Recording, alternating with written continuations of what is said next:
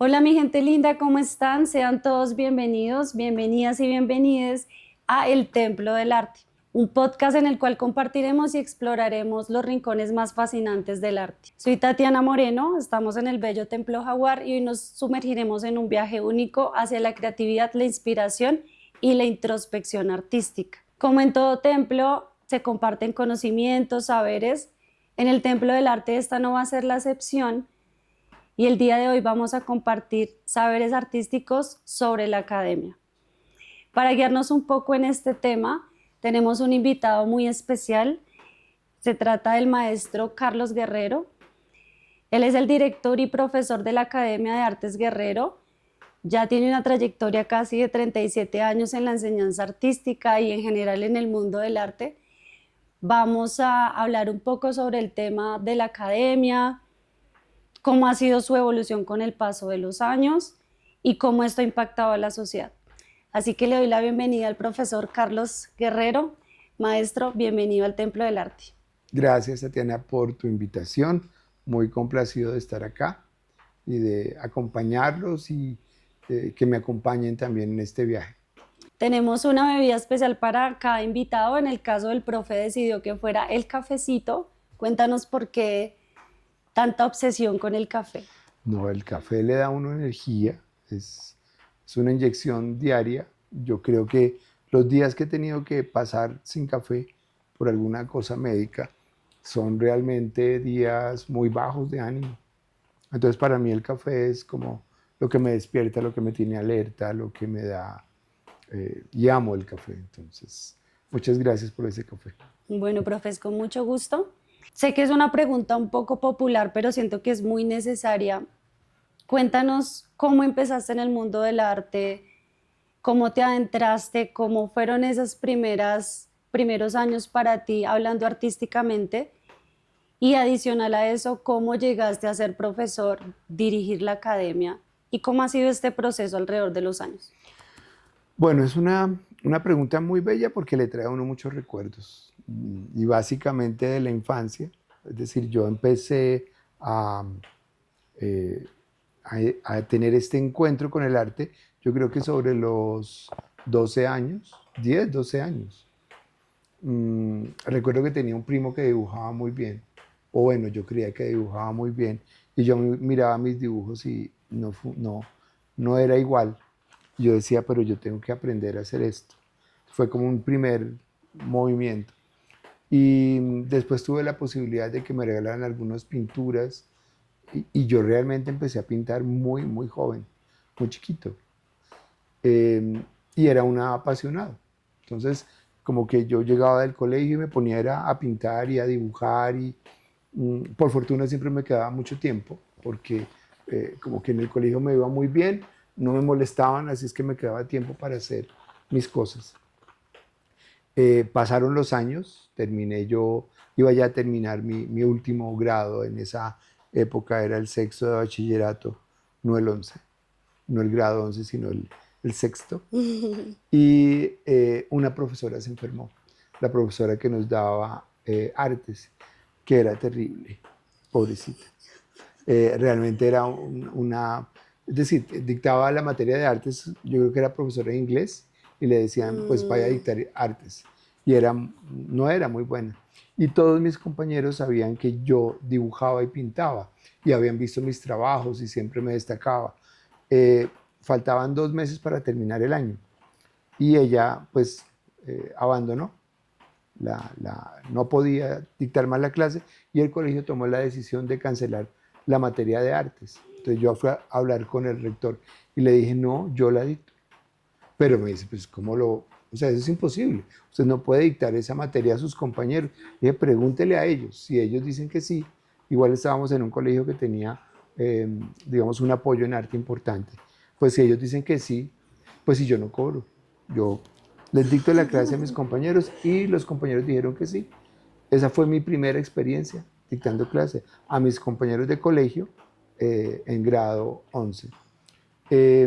Siempre viene el otro tema con la docencia, porque por un lado estaba mi interés por las artes plásticas, pero mi casa siempre era el punto de reunión del colegio, porque yo dictaba matemáticas, física, química, todo el que necesitara algo, yo le decía, pues si quiere vaya en las tardes y yo le ayudo.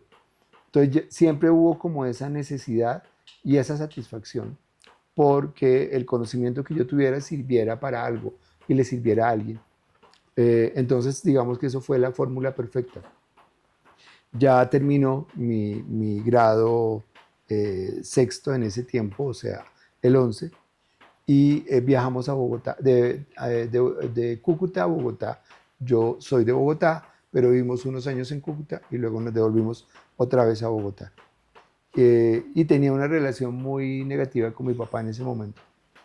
Entonces dije, no, yo me voy de la casa, me fui de la casa a los 16 años, arrendé una alcoba, miré el periódico y había una habitación en arriendo, que es donde hoy es la entrada a la Academia de Artes Guerrero. Esa habitación era una sola habitación y tenía un baño y daba a la calle. Entonces ahí arranqué. Como me fui de la casa, yo le dije a mi papá, bueno, yo quiero realmente seguir estudiando. Yo empecé a hacer mis cuentas y dije, es muy difícil que yo haga la carrera que yo pretendía y además de eso que pudiera lograr subsistir económicamente. Entonces me devolví y le golpeé de nuevo la puerta a mi papá y le dije, papá, yo quiero estudiar y pues apóyame, yo me pago todos los gastos y yo me vuelvo a la casa. Y me dijo, no, usted tomó la decisión de irse de la casa, asúmalo. Y claro, eso fue algo que me dolió mucho en ese momento, pero que luego agradezco, porque de cierta manera me dijo, usted tiene que, ese es lo que está usted luchando, luche por eso. Y ahí empezó, ¿no? Yo me había presentado a la Nacional, a la Tadeo, a los Andes, ¿no? A todas las facultades, en todas pasé el examen, pero no tenía recursos, entonces nunca estudié. Y un poco también porque la adolescencia es así, como en dolor por el rechazo de mi papá, ¿no? Frente a mi posibilidad de estudiar, y pues no estudio, y nunca estudié. O sea, yo no tengo carrera en nada, pero sí he estudiado mucho, porque siempre, sí, es decir, yo cuánta opción, es decir, yo me levanto todos los días, me despierto a las 5 de la mañana a aprender algo, muy pendiente de todo el tema artístico, y pues fue evolucionando como ese proceso. Arranqué realmente como artista plástico inicialmente, iba todo muy bien y me estaba yendo muy bien, pintaba y las cosas afortunadamente tenían una salida. Pero estaba el otro punto que era el de formación, el de compartir información. Y entonces tomé la decisión de, bueno, arranquemos unas clases. En esa época existía el tiempo impreso, creo que todavía existe, pero solamente había ese tiempo impreso. Y yo dije, sería bueno poner un aviso en el tiempo, pero no en clasificados. Antes creo que ustedes no los conocieron o no sé. Uno abría el periódico y al final había una cosa que eran clasificados. Y uno ponía ahí las pautas. O sea, era el Instagram de la época. Pero dije, no, allá no puedo estar. Lo ideal sería estar en primera página con una publicidad. Eso costaba el dineral de la vida. Ahorré y puse un avisito que decía retratos con mi número de teléfono. No sé cuánto me gasté, pero eso era un dineral.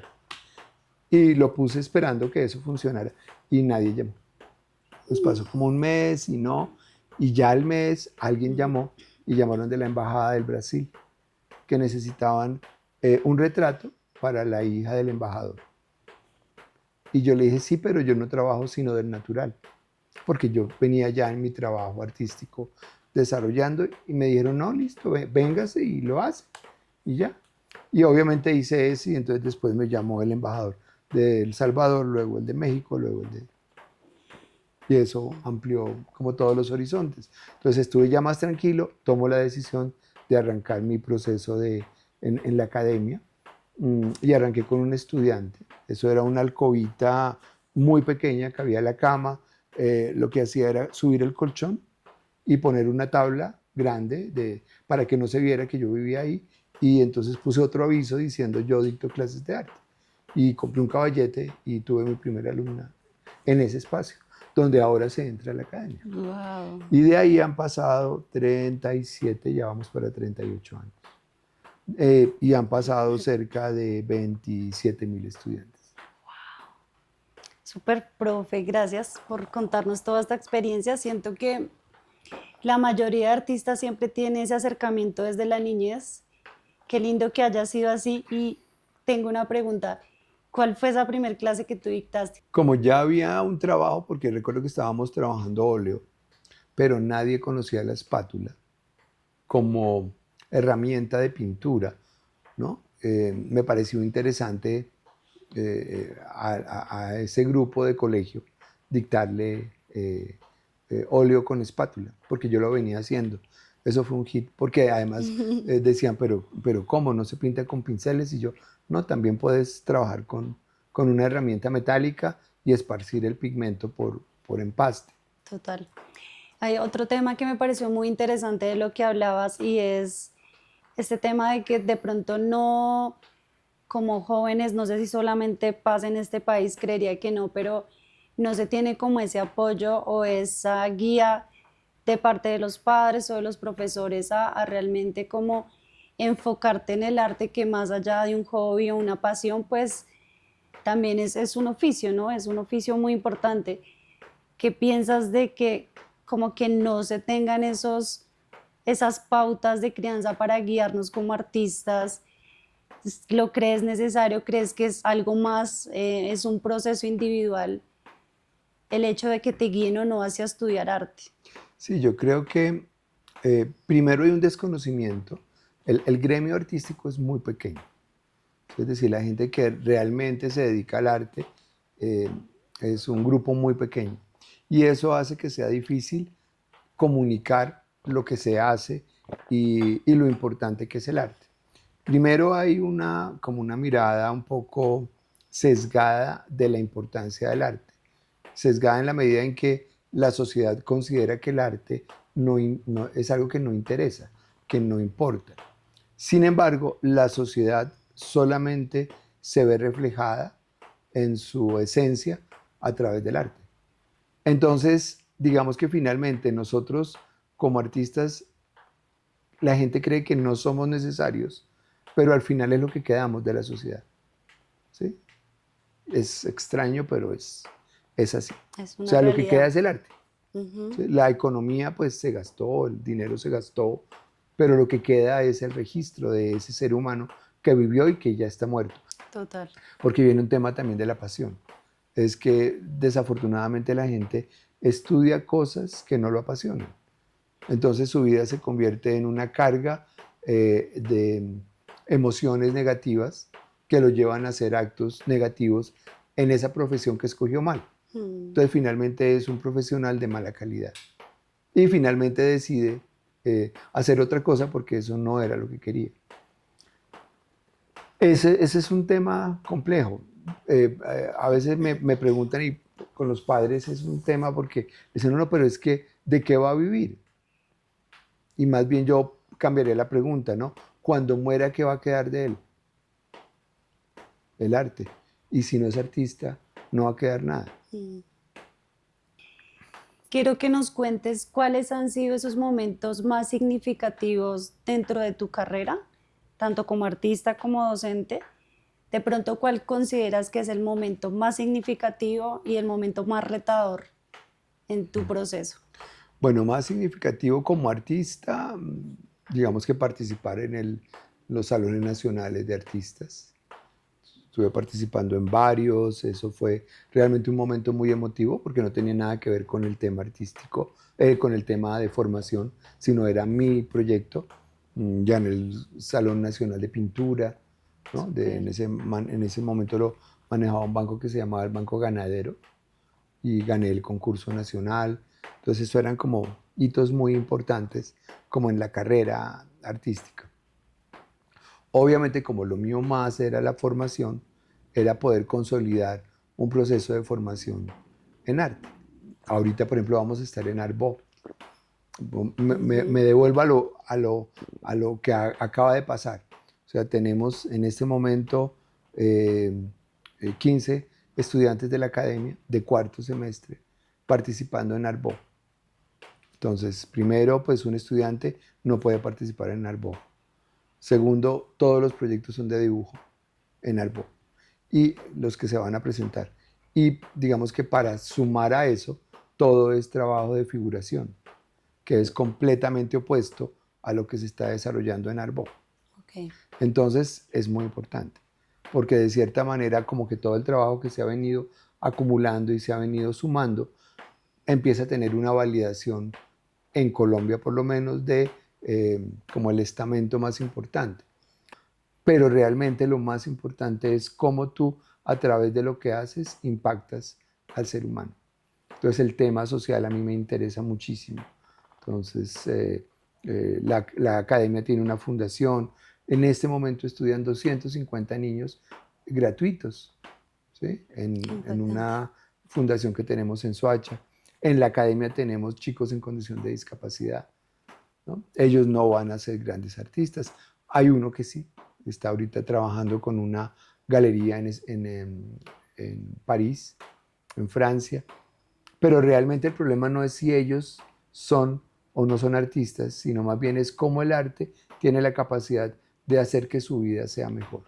Bueno, profe, qué interesante, por un lado, que pues nos compartas que claramente de pronto los logros o los méritos en el mundo del arte no son solo por reconocimientos, premios, dinero o estar en X o Y galerías, sino este valor auténtico que te da pues el arte en que se vuelva una herramienta de transformación para la sociedad, para los individuos. Me parece un punto muy álgido porque realmente siento también de corazón que es como el impacto que se quiere lograr para muchos artistas en el gremio. Y es todo este tema de valor, de legado que se puede dejar en la sociedad. Bueno, la siguiente pregunta tiene que ver con de pronto un contexto un poquito más teórico e histórico en cuanto a las academias de arte. Dentro de tu conocimiento, ¿cómo has visto que ha sido la evolución de la enseñanza artística en el paso de estos años? ¿Qué ha cambiado, qué ha traído? Bueno, digamos que la primera escuela de arte, que luego paulatinamente se convirtió en la Universidad Nacional, ¿no? Era la Escuela de Bellas Artes, que venía con una influencia muy europea. O sea, viajaron una serie de artistas a Europa a conocer los procesos académicos y trajeron esa información a Colombia. Se crea pues esa escuela, la Escuela de Bellas Artes, que luego se convierte o que luego muta en lo que ahora conocemos como la Facultad de Artes de la Universidad Nacional. Y durante una gran parte del siglo XX, esa escuela tiene una dirección muy académica y muy europea, ¿no? Hay, obviamente, también por las condiciones sociales y políticas de la Universidad Nacional, hay una búsqueda también de todo lo que se viene desarrollando en México.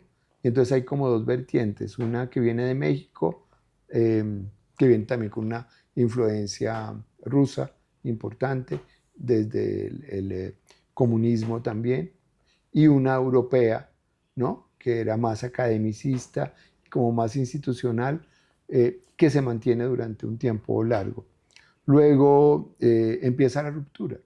Esa ruptura realmente empieza, yo creo que a principios del siglo XXI, donde hay un cuestionamiento y hay como un resurgir también europeo, es extraño, pero también europeo, de una mirada diferente al arte, y es una mirada que no implica la realización de objetos, sino que busca también encontrar en el arte otras posibilidades de manifestación diferente al objeto mismo, ¿no?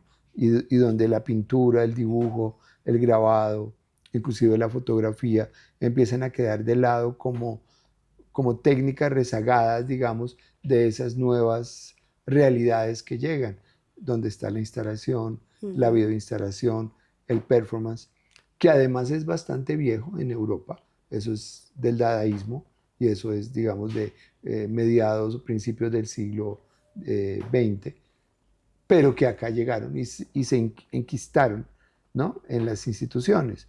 Entonces, pues está la Universidad Nacional, luego creo que la siguiente pudo ser la Universidad de los Andes, que tuvo en principio una influencia mucho hacia el textil, con un proyecto muy interesante, la Tadeo, que tuvo un desarrollo muy importante, la Sabana, que tuvo artes en esa época, que ya no la tiene, pero tuvo una facultad de artes que luego se convirtió en una facultad de pedagogía artística y empezó, digamos, a ver como un creciente número de, bueno, no muy grande, pero de 5 o 6 universidades que manejaban como ese espectro. La academia siempre se ha mantenido, digamos, en una mirada muy contestataria, llamémoslo así, porque digamos que la manera en la que hoy las universidades entregan la formación artística no la compartimos, lo hemos hablado, pues muchas veces inclusive con los decanos, con el medio, porque consideramos por un lado que el arte pues realmente sí tiene un trasfondo social importante, segundo porque creemos en el objeto. Creo que eso nos lo está dejando el COVID y nos lo están dejando todos los medios digitales. O sea, yo creo que a futuro, o no, o ya, pero digamos que estamos arrancando en eso, pero en el mediano y largo plazo, realmente hacer objetos artísticos cada vez va a ser más relevante, porque finalmente estamos en un medio demasiado digital, donde finalmente tú necesitas el abrazo, tú necesitas, digamos, es como un remix del COVID, ¿no? Como todos estuvimos encerrados, ¿no? y metidos en medios digitales. Y luego salimos y ¿qué queremos? Objetos, abrazos, besos de alguien. Y yo creo que a nivel mundial está pasando eso. Es que hay de nuevo la necesidad de que las obras tengan cuerpo, ¿sí? Y obviamente, por ejemplo, el dibujo ha empezado a resurgir de una manera muy fuerte, la pintura, aún a pesar de que Art Beaux, por ejemplo, tiene una mirada, digamos, más contemporánea, todo lo que tú ves allá es dibujo y pintura y fotografía y escultura, ¿no? No es figurativa, pero hay objeto. Entonces, yo creo que estamos en una muy buena oportunidad donde de nuevo el volver a la piel, ¿no? A la piel de la obra, a la piel del ser humano que toca, que puede asir en sus manos es fundamental. Y creo que esa es una buena, para la academia es muy bueno. Las universidades están pasando por una crisis espantosa, realmente. Yo me sorprendo. O sea, la academia, digamos, se mantiene, está muy bien, pero las facultades están terribles, ¿no? ¿En qué sentido, profe? El número de estudiantes, por ejemplo, ¿no? Sin dar ya nombres negativos de instituciones. Hay instituciones que este semestre tuvieron 3 estudiantes matriculados, una cosa así. O el semestre pasado tuvieron 5. O les llegan 10. O sea, eso es nada. Sí, total. Y obviamente para una carrera de 4 años, ¿no? Pues si a ti te entran 10, al final no hay ninguno, ¿no? Sí, Porque esto es una pirámide en el proceso de formación. Vamos a centrarnos un poco en la actualidad, hablar un poco más de la Academia de Artes Guerrero. Cuéntanos de manera general qué tipo de formaciones brinda tu academia. Bueno, en lo general estamos en artes plásticas, música, danza y teatro, pero digamos que la academia tiene un liderazgo en el área de artes plásticas en el medio. Ha ido construyendo, digamos, como es un referente ya en Bogotá y en el país por algo fundamental, es que unimos la técnica con el concepto. Es decir, que no nos quedamos solamente en el concepto, que es lo que está pasando en las universidades. Y creo yo que ese es como lo que hace diferente la academia. Creo que eso, la labor social, creo yo que no hay ninguna entidad en el país que lo haga. O sea, yo con mucha alegría digo, no sé, están estudiando 250 niños. Pues de verdad, desde hace 29 años. Wow.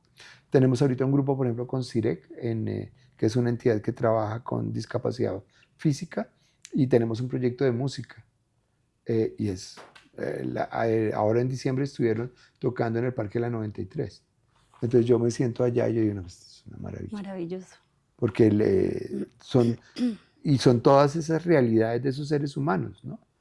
No van a ser quizás un artista internacional de talla mayor, pero están haciendo del arte su vida, ¿no?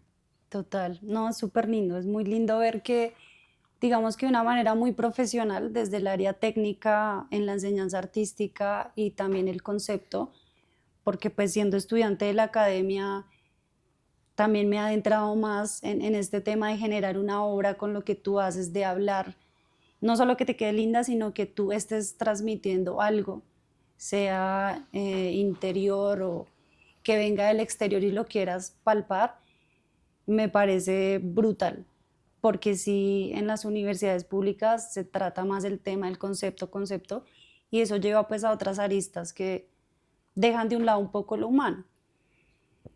Esta parte también de la formación incluyente me parece maravillosa, siento que no es algo que se vea constantemente y que realmente se necesita, porque si la frase cliché aplica de que el arte nos salva, y personas que de pronto han pasado por situaciones un poquito complejas o diferentes a nuestras realidades, que tengan la oportunidad de aprender, de, no sé, desahogarse mediante el arte, me parece increíble. Y por otro lado, todo el tema social, que eso se incluya en la formación de estudiantes, me parece increíble porque también he trabajado con temas sociales, sé que son muy necesarios y me parece hermoso. O sea, admiro mucho como esas tres áreas que brinda la academia. Hablemos de dos proyectos muy interesantes que tienes con la academia, que es la Fundación Artes Sin Fronteras. Ya lo has mencionado un poquito, pero quiero como que nos amplíes más acerca de este programa y del Salón Nacional de Dibujo, en qué consisten, cómo se puede participar. Bueno, la Fundación Artes Sin Fronteras, que además el nombre es muy lindo, nace hace 29 años. La academia tiene 28, la fundación, 38, la fundación 29. Y digamos que tiene dos líneas de acción. Una, apoyo a niños y jóvenes en condición de desplazamiento y de vulnerabilidad social.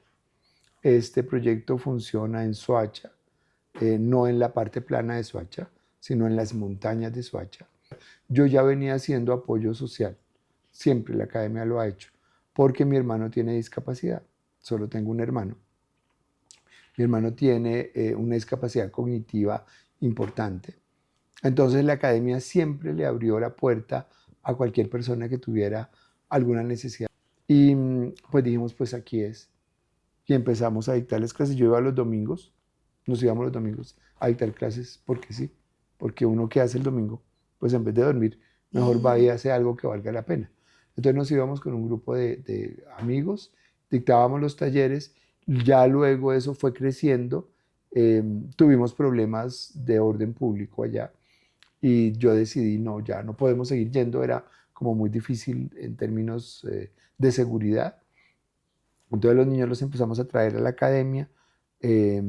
Primero entonces traíamos una buseta, luego un bus, luego dos buses, luego tres buses, hasta que llegamos en la academia a tener 120, 130 niños que venían todos los sábados y les dábamos almuerzo y luego entraban a clase de arte, porque allá los recogíamos a las 11 de la mañana. Entonces los buses los recogían a las 11, llegaban a la academia, almorzaban y después entraban a artes. Así estuvimos como 12 años. Eso costó una millonada. Y también empezamos a ver que era muy bello para ellos. Tenemos recuerdos muy lindos de chicos que decían, la primera vez que yo salí del barrio fue en un bus de la academia, de la fundación. Wow. Se hizo ese ejercicio y dijimos, no, hay que hacer tejido humano en la comunidad. Entonces logramos con la comunidad construir el primer centro cultural. Yo me encargué de conseguir el cemento, la arena, la varilla, ¿no? Y la comunidad puso la mano de obra y se hizo el primer centro cultural y ya los niños no venían a la academia, sino dictábamos las clases allá. Y en este momento, ya después de tantos años, todos los formadores de los niños son niños que ahora son jóvenes adultos, que han pasado por procesos de formación en la academia, luego de pedagogía, tenemos convenio con la Santo Tomás, entonces se ha hecho, digamos, son pedagogos, ¿sí? Y están en este momento en ese proceso de formación. Y tenemos también un apoyo que hacemos con proyectos internacionales. Entonces ya llevamos 12 chicos que han tenido beca por un año en Europa. Wow. Entonces ellos, eso va con todos los, económicamente con todo pago. O sea, alimentación, hospedaje, un año de formación. Ahorita estamos trabajando en Oslo, pero hemos tenido proyectos en Alemania, en España. Entonces el proyecto, digamos que tiene un perfil muy internacional. Precisamente antes del COVID, eso fue en el 2018, recibimos una donación importante de una ONG internacional para la construcción del centro cultural. Y tenemos un sitio impresionante, diseñado para una escuela de arte, pero enraizado allá en una montaña. O sea, uno llega allá y dice, esto es una locura. Y realmente uno lo mira ahora objetivamente y dice, esto es... Porque pues eso tiene unos salones de danza impresionantes, tiene salones de música, y todo está en un sitio que no le corresponde. Además tiene murales y murales cerámicos y murales de artistas y esculturas. Entonces es como llegar a un sitio loco ahí, como una burbujita ahí loca en el universo. Por otro lado existe el programa de discapacidad que lo maneja también la Fundación en Bogotá. Entonces lo mismo, ahí tenemos un porcentaje importante de chicos becados que no tienen los recursos para estudiar arte, pero que además tienen discapacidad y que necesitan un espacio para hacer que su vida tenga otro desarrollo. Entonces ahí ese proyecto sí es, digamos, pequeño en número, son normalmente 25, 30 chicos cada semestre, es pequeñito, pero por ejemplo ellos tienen profesores que son del programa de artes plásticas. ¿Sí? Entonces digamos que el profesor de grabado es profesor de grabado también en arte y talentos especiales, así se llama el programa. Entonces yo siempre digo, no, esa es mi niña fea. ¿No? Yo ahí soy feliz, eso es como que me la gozo, eso es como mi proceso. Y por otro lado están los salones nacionales. Nosotros arrancamos hace muchos años con el Salón Nacional Universitario. O sea, el primer salón universitario que hubo en el país, serio, muy grande, fue el que desarrolló la academia. Estuvimos trabajando con ese proyecto durante 12 años. La academia, digamos que abandonó el proyecto y la carga pasó al Museo de Arte Contemporáneo.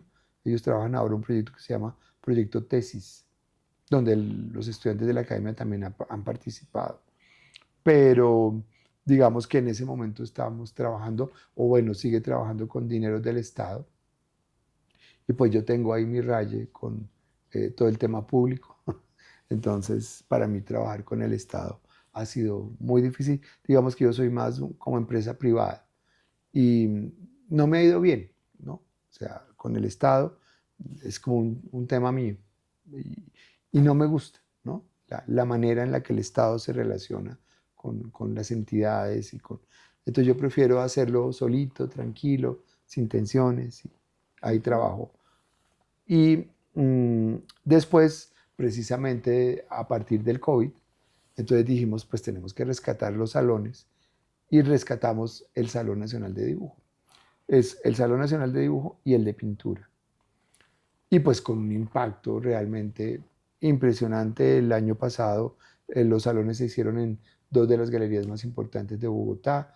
Este año se va a lanzar, se lanza ahora en abril, también con el respaldo de Galería Elvira Moreno, de Adrián Ibáñez, digamos, las galerías más importantes de Bogotá, pues que son las del país. Y con unos resultados artísticos muy, muy interesantes. O sea, para mí, digamos, todo el apoyo en términos de gestión cultural y de todas las actividades que ha hecho la academia, siempre buscan que el arte tenga esa fuerza. Ahí adelanto cositas. Firmamos, porque eso fue la semana pasada, con Faber-Castell, un convenio para desarrollar el Salón Nacional de Arte Infantil. Wow. Que eso, han habido muchas experiencias, digamos, de eventos, pero no algo, digamos, que pueda tener una trascendencia y una fuerza importante. Entonces, se lanza ahora el Salón Nacional de Arte Infantil, Hermoso. que es también otra dimensión que me parece muy importante. O sea, hay que, como que necesitamos afectar todas las escalas, ¿no? De edad, de sociales, de que todo el mundo tenga acceso. Entonces eso me parece interesante. Súper, profe, ¿y cómo se puede participar tanto en esta labor social que tienes con la Fundación Artes Sin Fronteras o en el Salón Nacional de Dibujo y Pintura? En la fundación, digamos, primero eso va dirigido a la comunidad, pensando en la comunidad que recibe la, como el apoyo, es la comunidad que rodea el centro cultural, que eso es el barrio Bellavista, en Soacha. Y nosotros hacemos jornadas de apoyo social. Esas jornadas pues son desde el arte. Entonces nosotros normalmente hacemos pintura de fachadas, murales.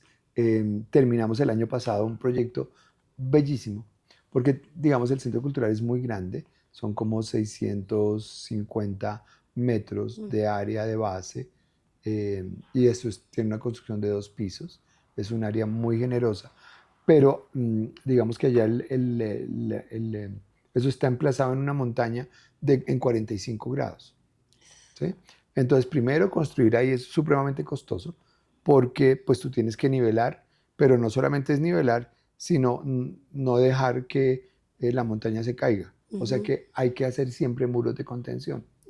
Entonces nosotros donamos un parque, se hizo un parque en terrenos de la fundación y está el parque acá, y acá hubo necesidad de hacer un muro de contención muy grande en escalinata, y luego empieza el centro cultural. Digamos que es un espacio amplio. Entonces, pues teníamos una cantidad de espacio en concreto, plano. Hicimos murales y pues muy rico el mural en pintura, pero pues eso se cae, se daña. Se deteriora. Entonces arrancamos un proyecto de mural.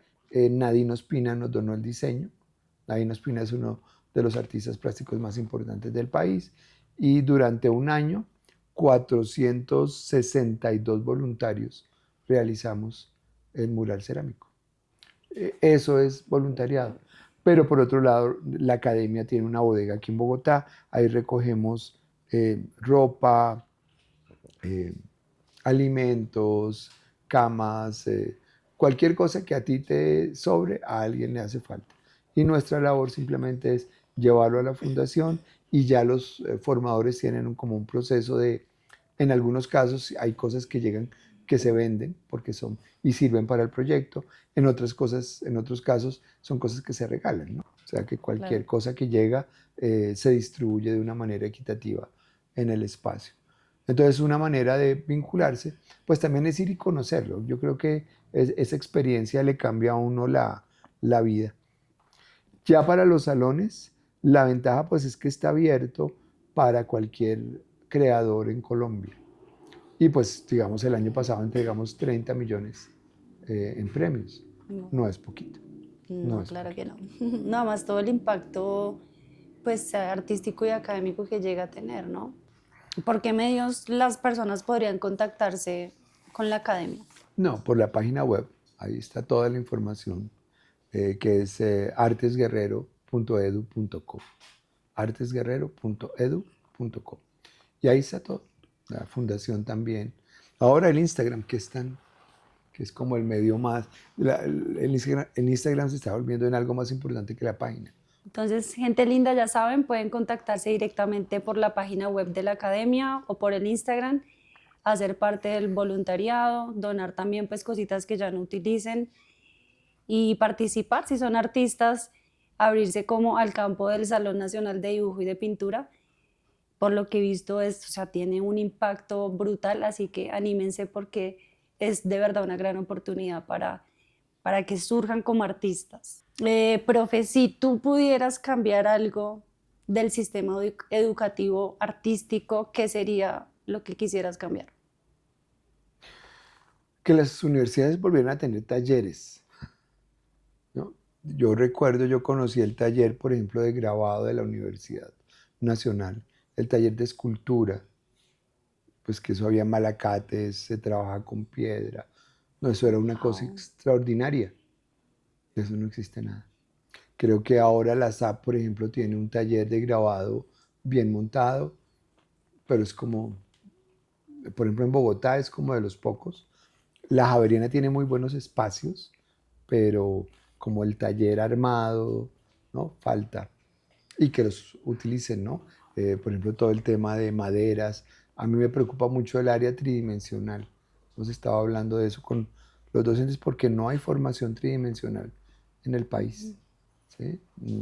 Creo que ahí, creo que las universidades tienen que volcarse de nuevo al hacer.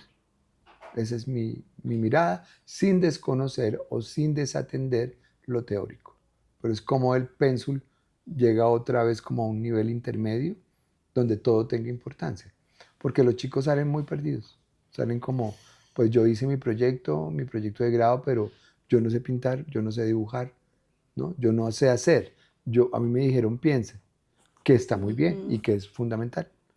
Pero no solamente eso es lo que se necesita. Bueno, como todos sabemos, en un templo se hacen rituales, ceremonias, todo como un proceso para el quehacer. Cuéntanos, maestro Carlos, ¿qué te inspira en ese momento? ¿Qué debes tener en la mano? ¿Qué música? No sé, todo en ese aspecto, ¿qué Lo necesitas para primero, crear? café. Café es lo primero. Em, pero cuando yo estoy o cuando voy a dibujar o pintar ya en mí, yo necesito todo el día. O sea, yo no puedo arrancar a las 2:30 de la tarde, porque ya mi cerebro ya está en otro mundo. Cuando yo me pongo a trabajar, por ejemplo, cuando pinto, el taller queda vuelto nada. O sea, yo boto, ¿no? Es decir, ya en el momento de producción soy absolutamente desordenado. Pero cuando yo voy a empezar a trabajar, todo tiene que estar impecable. Entonces, para mí es muy importante la música, a veces el silencio también, ¿no? Pero la música, la buena música, normalmente la música de la mañana es mucho más suave, la tarde, noche la cosa empieza a subirse. Además oigo de todo, entonces, bueno, no de todo, pero lo que oigo sí tiene de todo, ¿no? Yo puedo ir desde música clásica en la mañana y en la tarde estoy oyendo rock y luego me subo un poquitico a algo más intenso, eh, más brillante, ¿no? Entonces yo desconecto el celular. O sea, hoy yo advierto, estoy en taller, adiós, ¿sí? Déjenme ahí tranquilito. O sea, todo está organizado. Después es una locura. Bueno, profe, gracias. Vamos a entrar en un momento de interacción para cambiar un poquito la dinámica de la conversación y es una actividad de preguntas rápidas. ¿Listo? Para que tú también las respondas así lo primero que se te venga a la cabeza. ¿Cuál es tu libro de arte preferido? El libro de arte preferido, mm, hay una enciclopedia que tenemos en la academia, que es una enciclopedia que la compré hace muchos años. Y es una enciclopedia de Sopena gigante con unos módulos así. Eh, no es preferida porque tenga las mejores ilustraciones, sino es mi material preferido porque ahí aprendí. La película que más te inspira. Digamos que por todo el tema social, la lista de Schindler Ujú. es como mi, Películas. sí, películas. Un artista que esté vivo o muerto y que te gustaría que dictara clase en tu academia. Esa pregunta nunca me la habían hecho. Colombiano, porque además lo conozco y tiene mucho que aportar, David Mansur. Define en una frase tu filosofía de vida. El amor. El amor por lo que uno hace, el amor por el otro, el amor por mí, el amor. Genial. ¿Tu corriente artística preferida? La figuración, ¿sí? La figuración. Yo creo que a través del cuerpo Mm, humano se puede decir mucho. total. ¿Qué es lo que más te incomoda en el medio del arte? Ay, esa es difícil porque uno tiene que responderla. Eh, yo creo que el elitismo, Mm, ¿no? Pero es un elitismo no solamente económico, sino teórico. Y a veces como que me duele más el teórico que el económico, ¿no? Porque el económico, mm. pues uno ya sabe por qué llega. Pero el elitismo teórico, como conceptual, cultural, me parece realmente despreciable, porque finalmente se contradice, ¿no? Porque es culto, pero es tan inculto que no entiende al que tiene una información diferente. ¿Qué hubiera sido si no hubiera sido artista o docente? No, no hubiera sido. Yo no me veo de otra manera. Bueno, ahora vamos con un momento de interacción con ustedes, las personas que nos están viendo, escuchando. Queremos conocer sus opiniones, sus comentarios acerca de todo este tema que estamos hablando, que es la academia. Queremos saber si ustedes han estudiado en universidad pública, en universidad privada, si han tenido la posibilidad de, pues, ejercer esta carrera o si por el contrario, como nuestro maestro, lo han hecho de una manera más empírica, qué les gusta, qué no les gusta, cómo ha sido su experiencia con los profesores. Cuéntenos qué es eso que también no les agrada y los estaremos leyendo ahí en los comentarios.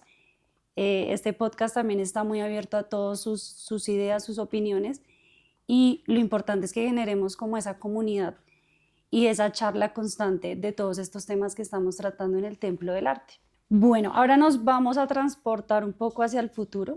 Venimos de hacerte preguntas de tu pasado, de tu experiencia, de lo que actualmente estás también atravesando. Vámonos al futuro. Cuéntanos tú, ¿cuál es tu visión a futuro del arte? ¿Cuál crees que será la evolución del arte tanto a nivel nacional como internacional? Mm, Creo que un poco la respuesta va ligada a lo que hablábamos antes del impacto de los medios digitales. O sea, los medios digitales para un artista plástico son una maravilla, porque cada vez el ser humano va a estar más ensimismado en una pantalla, va a tener menos contacto con el exterior y va a valorar más el objeto. Es decir, creo que es una ventaja que haya tanta tecnología ahora. Y yo lo miro como pues es algo muy, muy, muy cercano, como en la medida en que tú vas teniendo más acceso a lo digital, se vuelve más importante el objeto. Entonces creo que ahí tenemos un campo de acción muy grande. Siempre pasarán miles de cosas, millones de cosas en la vida de la humanidad que deben ser registradas de alguna manera y estamos ahí nosotros para hacerlo. Entonces, digamos que yo veo el campo del arte muy sólido. Yo digo que cada vez va a ser más importante y más visible desde el punto de vista de turismo, por ejemplo, ¿no? Todo el turismo en Europa es artístico, ¿sí? Y a nivel mundial, si Ujú. uno mira ahora lo que hizo, lo que está haciendo Dubái, lo que está haciendo Egipto, por ejemplo, haciendo el museo más grande, no solamente el museo más grande egipcio, sino uno de los museos más grandes del mundo. Dubái está en el mismo proceso, porque finalmente el arte se convierte en algo que tú quieres consumir, Total. ¿sí? Entonces, pues ahí hay un campo muy alto. Creo que es el mismo campo, es tan amplio como el ecosistema, ¿no? Todo el turismo ecológico que es tan importante. Yo pienso que van a la par los dos, precisamente por eso, porque tenemos mucha tecnología. Total. Y en cuanto a la inteligencia artificial, ¿qué piensas? Es un campo difícil, digamos que no sabe uno hasta dónde va a, a llegar. Creo que desde lo artístico se puede convertir para algunos artistas en herramienta. De hecho, Nadine Ospina, de quien hablábamos ahora, es el artista colombiano que, digamos, más se ha acercado y más ha desarrollado propuestas hoy, artista colombiano de inteligencia artificial. Toda su obra escultórica en este momento está desarrollada a partir de inteligencia artificial. O sea, hay un artista colombiano que lo hace. pero no lo hace hoy, sino viene desarrollando todo ese proceso inclusive desde antes de pandemia. Entonces me parece que es una opción más, pero no va a ser la única, y digamos que hay cosas que la inteligencia artificial hoy o en 15 años o en 20 años no va a poder hacer, y nosotros sí. ¿Sí? Y ahí también la Total. importancia de lo material. ¿Sí? Total, de hecho eso pasa mucho como en la concepción del tatuaje, hablando pues desde mi área, y es que supongamos que en algún momento llega algún tipo de robot, máquina que tatúe, pero en sí yo me pongo a pensar y no va a reemplazar lo humano, porque pues el primero el charla, la idea, conocerte con la persona, que se dé todo este ejercicio de confianza, que la persona pues que el tatuador o el artista te pueda hacer una propuesta única escuchándote, que pueda llegar a ciertos detalles pues por la finura que se puede tener con esto que es manual, y que claro se ayuda con máquinas de tatuar y demás, pero siento que es difícil, como que toda esa parte humana sea reemplazada en muchos aspectos, sí, pero como que en los más coherentes del ser humano es muy difícil. Sí. Afortunadamente. Sí, afortunadamente, exacto. Ya llegando casi que al final de este primer episodio, quiero hacerte estas preguntas para que nos dejes, mejor dicho, súper inspirados aún más. Cuéntanos dentro de tu experiencia, cuál es la habilidad más importante que un estudiante debe desarrollar durante su formación, o cuáles. La observación. Y no me refiero a la observación para ser un buen pintor o buen dibujante desde el punto de vista técnico. Yo pienso que casi que la cualidad que debe tener un ser humano es la capacidad de observar. Observar te permite como abrir la mente al detalle por un lado, pero también al entender lo que sucede alrededor de ti, ¿no? Y en todos los Mm, aspectos, no solamente en el aspecto físico, ¿no? O la luz, o el tono, o el color, sino también la sensibilidad hacia los demás, hacia lo que oyes, hacia lo que te dicen, hacia los aromas, hacia... Me refiero no solamente a la observación que hace el ojo, ujú, sino la observación que hace uno a través de todo su cuerpo, del entorno que lo rodea. Entonces yo creo total, que la observación es clave. fundamental. Todos sabemos que como que en el transcurso de nuestro oficio, de nuestra carrera, presentamos momentos de bloqueos creativos. ¿Cómo tú has enfrentado estos momentos de bloqueo creativo? ¿Qué haces? ¿Cuáles son como tus estrategias para salir de allí? No hacer una sola cosa. O sea, un bloqueo se da porque tú tienes un solo foco. Entonces, cuando tú tienes varias cosas que te rondan la cabeza, ¿no? Eh, el bloqueo puede llegar en un punto, pero no va a llegar en todo. Entonces, simplemente es estar al mismo tiempo desarrollando, que la mente tenga la capacidad de estar al mismo tiempo en diferentes puntos, ¿no? Y ni siquiera pueden ser creativos, pueden ser otras Ujú, cosas, ¿sí? Pero si tu mente puede lograr eh, como especializar una búsqueda o una relación con algo en particular, mientras lo otro se soluciona, es donde está la clave. O sea, uno se bloquea es cuando solamente tiene una puerta para abrir. Y si la puerta total, no abre, pues te estrellas con la puerta. Pero si hay una puerta que no abre, pero tú tienes otras 5, otras 6, pues alguna se toca y alguna abrirá. Lo otro es también como aprender a no darse tan duro. Eso es un tema ahí humano complejo, porque ninguno de los dos extremos es bueno. Hay personas mm, que no tienen una capacidad de confrontación interna lo suficientemente alta para como pegarse, ¿no? Un buen latigazo en la espalda. ujú, Y hay personas que, por el contrario, se dan demasiado látigo.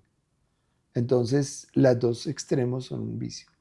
Hay que llegar a un Mediar. medio donde uno se exija, pero también uno debe tener como claro de que hay cosas que no va a poder realizar. Ve haciendo cada cosa en su momento y, y también haz que ese momento de creatividad que te bloquea permita abrir una puerta nueva, ¿sí? Esa sería mi recomendación. Ya como pues pregunta y más que pregunta es un mensaje final que quieras dejarle a todos los artistas colombianos, latinoamericanos de cualquier parte del mundo. ¿Cuál sería ese mensaje que quieres compartir? La observación y la insistencia, ¿sí? Yo creo que eso es lo que da el resultado final. Si tú me preguntas a mí, ¿y usted cómo hizo? Observando e insistiendo en ese objetivo. El otro problema también es que uno no tiene un foco, no hay un objetivo que lo lleve a confrontarse, a llevar e insistir. Muchas veces la puerta se va a cerrar, muchas veces se va a uno caer y muchas veces uno se levanta y van a haber momentos maravillosos y momentos muy dramáticos. Pero si se insiste, si se observa lo que hay alrededor tuyo y se insiste, eh, el resultado final se va a dar. Bueno, mi gente, ya hemos llegado al final de esta fascinante conversación con el maestro Carlos. Esperamos que para todos ustedes haya sido muy inspiradora. Muchísimas gracias, maestro Carlos, por haber aceptado la invitación, por apoyar, por compartirnos la visión tan interesante que tienes frente a la academia, frente a la enseñanza artística, por tu bonita energía, por siempre ser como esa persona tan humana, aparte de ser un artista y un docente increíble, como mostrar ese lado tan humano que me parece súper importante en estos tiempos. Y nada, ha sido todo un honor tenerte en este templo. Bueno, pues a ti, a todos los que nos aguantaron este tiempo de charla y no, feliz de compartir y de como de hacer que esas luchas que hemos vivido, otros las viven con menos intensidad y no les toque tan duro. Y bueno, feliz de que me hayas invitado y a todos muchas gracias. Bueno, entonces nos vemos en un próximo episodio. Esperamos que tengan días llenos de mucha creatividad, de mucha inspiración, de descubrimiento artístico. Recuerden que pueden dejarnos todos sus comentarios acerca de nuestro episodio en nuestras redes sociales. Suscríbanse al canal de YouTube, de Spotify, síganos en nuestro Instagram, TikTok o Facebook, al igual que en las redes sociales de la Academia de Artes Guerrero y del maestro Carlos. Nada, nos vemos en un próximo episodio. Gracias por compartir y esto es El Templo del Arte.